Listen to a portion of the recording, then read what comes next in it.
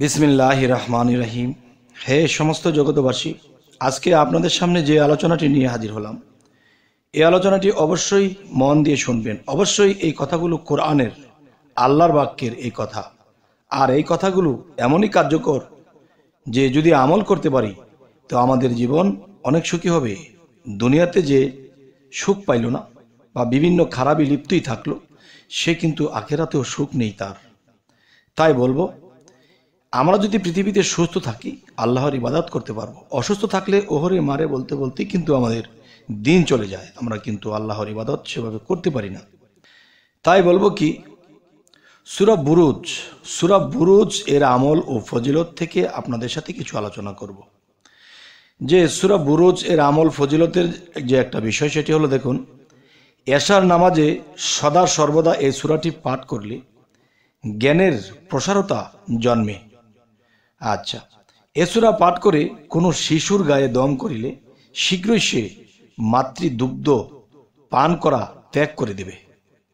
অনেক শিশুরা আছে মায়ের দুগ্ধ অনেক বড় হয়েও খেতেই থাকে এবং দেখা যায় সে ছেলে এখান থেকে বন্ধ হয় না, বাবা চর থাপ্পড় দিলেও সে একই অবস্থা। তাহলে অবশ্যই আমরা মনে রাখবো যে সূরা কারিক এর আমল ও ফজিলত, এ সূরা পাঠ করব এবং আমাদের মনে মনে কোনটি নিয়ত থাকবে এবং আমাদের কি কি ফল ফলবে। সূরা কারিক এর আমল ও ফজিলত, এই সূরা পাঠ করে ঔষধের উপর দম করে বা ফুঁক দিয়ে সে ঔষধ সেবন করলে কোনরূপ ক্ষতি সাধন করবে না। আচ্ছা, কথাটা আমি আবার বলছি, অবশ্যই খেয়াল করবেন। সূরা কারিক এর আমল ও ফজিলত, এ সূরা পাঠ করে ঔষধের উপর দম করে সে ঔষধ সেবন করলে কোনরূপ ক্ষতি সাধন করবে না, বরঞ্চ যেই রোগের নিয়তে খেয়েছেন সেই রোগ ভালো হয়ে যাবে ইনশাআল্লাহ। এবার আসি, 40 বার পাঠ করতে হবে সূরা বুরুজ। 40 বার পাঠ করলে জিন ভূতের আসর দূর হয়ে যাবে। যদি কারোর ভিতরে জিন ভূতের কোনো আসর থেকে থাকে তাহলে সেটি দূর হয়ে যাবে ইনশাআল্লাহ। অবশ্যই মনে রাখতে হবে আমাদের এই কথাগুলো। আচ্ছা, এবার আসবো সূরা আলা এর আমল ও ফজিলত। সূরা আলা এর আমল ও ফজিলতের মধ্যে যেই জিনিসগুলো বোঝানো হয়েছে অবশ্যই খেয়াল করে শুনবেন। এ সূরা সর্বদা পাঠ করতে থাকলে অর্শরোগ নিরাময় হবে এবং এ সূরা পরে কানে ফুঁক দিলে আল্লাহর রহমতে, যে কানের মধ্যে বোবো বোবো শব্দ করে, যাদের কানের মধ্যে বোবো শব্দ করে, এই বোবো শব্দ করার অশান্তি দূর হয়ে যাবে। আচ্ছা, এবার আসি যে গর্ভের প্রথম মাসে এ সূরা লিখে গর্ভবতীর ডান বুকে বেঁধে দিলে ইনশাআল্লাহ আল্লাহর রহমতে সুসন্তান জন্মিবে। আল্লাহর রহমত, অবশ্যই আল্লাহর এই সূরাটি আমরা অবশ্যই এভাবে করব। যেমন আমি আরেকবার বলি যাতে আপনাদের মনে থাকে। সূরা আলা এর আমল ও ফজিলত থেকে বলছি, এ সূরা সর্বদা পাঠ করে থাকলে অর্শরোগ নিরাময় হবে। এ সূরা পরে কানে ফুঁক দিলে আল্লাহর রহমতে কান ভুবো করার অশান্তিটা দূর হয়ে যাবে। আচ্ছা, এবার গর্ভের প্রথম মাসে গর্ভের কোনো মহিলার বা নিজের আত্মীয় স্বজন যে গর্ভের প্রথম মাসে এ সূরা লিখে গর্ভবতীর ডান বুকে বেঁধে দিলে ইনশাআল্লাহ সুসন্তান জন্মিবে।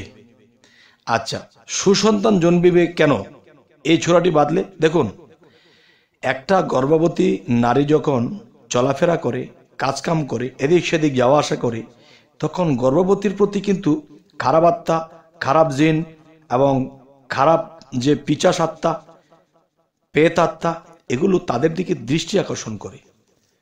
তাদের দিকে যখন দৃষ্টি আকর্ষণ করে, সেই গর্ভবতী কিন্তু নিজে জানে না, বোঝে না যে তার উপর দৃষ্টি আকর্ষণ হচ্ছে। তখন কি হয়, তার সন্তানের উপরে সে প্রভাব পড়ে। আর সেই প্রভাব থেকে বাঁচতে হলে আমাদের সূরা আলা এর আমল ও ফজিলতকে যদি ধরে রাখতে পারি ইনশাআল্লাহ আমাদের এই সমস্যাগুলো সমাধান হবে। এর পাশাপাশি এই সূরাটির মধ্যে আরেকটি কথা বলা হয়েছে, মানুষে কিন্তু অনেক অর্শরোগে ভোগে। এই অর্শরোগে এমনই ভোগে এবং রক্ত যখন ছোটে তখন এর ব্যথার যন্ত্রণায় কাজ কাম ব্যবসা বাণিজ্য কিছুই করতে পারে না, অশান্তির মধ্যে ভুগতে থাকে। তাই বলবো, সূরা আলা এর ফজিলতে এমনইভাবে বলা হয়েছে যে এই সূরা সর্বদা পাঠ করলে এবং সর্বদা পাঠ করতে থাকলে অর্শরোগ বা গ্যাজ রোগ এটি ভালো হয়ে যাবে ইনশাল্লাহ। আচ্ছা, এবার আসি সূরা গাশিয়া। সূরা গাশিয়া এর আমল ও ফজিলতে কি বলা হয়েছে।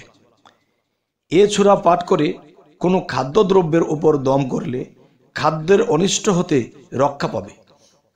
দেখা যায় আপনি খাবার কিনে এনেছেন বা কোথাও থেকে এনেছেন, এখন দেখা যায় কোনো শত্রুর যদি কোনো শত্রুতামের ভাব থাকে তাহলে সেই খাবারের মধ্যে সে কিছু একটা করে দিতে পারে। তখন কি হবে, এই সূরা গাশিয়া এই সূরা পাঠ করে কোনো খাদ্য দ্রব্যের উপর দম করলে খাদ্যের অনিষ্ট হতে রক্ষা পাবে। বেদনা স্থলে ফুঁক দিলে বেদনা উপশম হবে। 21 বার এ সূরা পাঠ করে, আচ্ছা, সূরা গাশিয়া 21 বার এ সূরা পাঠ করিলে বদ খেয়াল দূর হয়ে যাবে। দেখা যায় কোনো মানুষ ভালো একটা কাজে নামবে বা ভালো একটা দিকে তার দৃষ্টি আকর্ষণ দিতে হবে, খেয়াল করে সে কাজটি করতে হবে, কিন্তু তার মধ্যে কোনো বদ খেয়াল মানে বাজে একটা খেয়াল তার মধ্যে এসে তাকে ডিস্টার্ব করে এবং সে সেই খারাপে লিপ্ত হয়ে যায়। তাই আমি বলবো, হে সমস্ত জগতবাসী, আপনারা অবশ্যই সূরা গাশিয়ার আমল এবং ফজিলতটি করবেন, ইনশাল্লাহ সেই বিপদ থেকে আমরা রক্ষা পেয়ে যাব। এবার আসি সূরা ফাজর।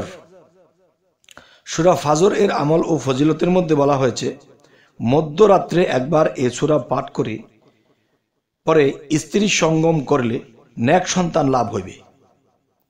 আচ্ছা, যদি অবশ্যই আপনারা এই কথাগুলো বিশ্বাস করেন, বিশ্বাস তো করতেই হবে, যদি মুসলমান আমাদের বিশ্বাস করতেই হবে। সূরা ফাজর এর আমল ও ফজিলতের মধ্যে এটি পাওয়া গেল যে মধ্যরাতে একবার এই সূরা পাঠ করে পরে স্ত্রী সঙ্গম করলে নেক সন্তান লাভ হইবে। আচ্ছা, প্রত্যহ চন্দ্র মাসের 14ই তারিখে রাত্রে একবার করে এই সূরা পাঠ করলে কিয়ামতের দিবসে তার চেহারা নূরে নূরান্বিত হবে। সুবহান আল্লাহ। আল্লাহ আমাদের জন্য কত সুযোগ সুবিধা রেখেছে, কিন্তু সেই সুযোগ সুবিধা আমরা নেই না। আমরা এই জন্যই কিন্তু দুনিয়াতে আপদে কুপদে থাকি, কষ্ট পেতে থাকি, খারাপ দিকে যেতে থাকি। তখন কিন্তু আল্লাহকে কখনোই দোষারোপ করতে পারবো না, যেহেতু আল্লাহ আমাদেরকে সুযোগ দিয়ে রেখেছেন। যাই হোক, এবার আসি সূরা বালাদ। সূরা বালাদ এর আমল ও ফজিলতের মধ্যে কি বলা হয়েছে যে শিশু জন্মগ্রহণের সময় এ সূরা লিখে শিশুর গলায় বেঁধে দিলে অনিষ্টকর প্রাণী ও যাবতীয় পেটের অসুখ হতে নিরাপদ থাকবে। আলহামদুলিল্লাহ। আচ্ছা, কথাটি আমি অবশ্যই আবারও বলছি, আপনারা খেয়াল করে শুনবেন। সূরা বালাদ এর আমল ও ফজিলত, শিশু জন্ম গ্রহণের সময় এ সূরা লিখে শিশুর গলায় বেঁধে দিলে অনিষ্টকর প্রাণী ও যাবতীয় পেটের অসুখ হতে নিরাপদ থাকবে। আচ্ছা, এবার আসি, এই সূরা বালাদ 41 বার পাঠ করলে যাবতীয় পেরেশানি দূর হয়ে যাবে। তবে হে সমস্ত জগতবাসী, আজকে আপনাদের সামনে যে আলোচনাটি করলাম আমার করতে খুব ভালো লাগলো। যদি মানুষ এখান থেকে এই আলোচনাগুলো নিয়ে তারা ভালো হয়, তারা সুস্থ থাকে, তাহলেই তো আমার এই কথাগুলো বলার সার্থকতা। তো অবশ্যই আমাদের এই চ্যানেল যারা দেখছেন, যদি ভালো লাগে আমাদের চ্যানেলটি, অবশ্যই এরকম আলোচনা পেতে আমাদের চ্যানেলটিকে সাবস্ক্রাইব করে রাখুন। পরবর্তীতে আবার সাক্ষাৎ হবে। তো সকলেই ভালো থাকবেন। আল্লাহ হাফিজ।